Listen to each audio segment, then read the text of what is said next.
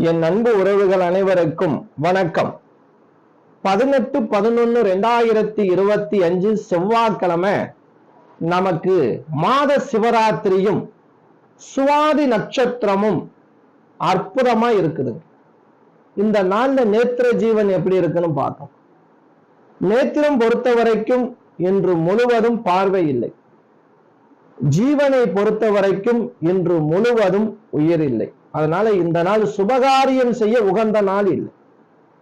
வழிபாட்டுக்கு உகந்த நாள், பரிகாரம் செய்ய உகந்த நாள். இப்படிப்பட்ட அற்புதமான இந்த நாள்ல சுவாதி நட்சத்திரம் நமக்கு இருக்கு. செவ்வாய்க்கிழமை. இந்த செவ்வாய்க்கிழமை அப்படின்னால முருகர் ஞாபகம் வரும். ராகு காலம், துர்க்கையம்மன். காலையில முருகப்பெருமான வழிபாடு செய்யும். 6 செவ்வாழைப்பழம் வெற்றிலை கழிப்பாக்கு முருகப்பெருமானுக்கு கொடுத்து நிவேதானம் செய்து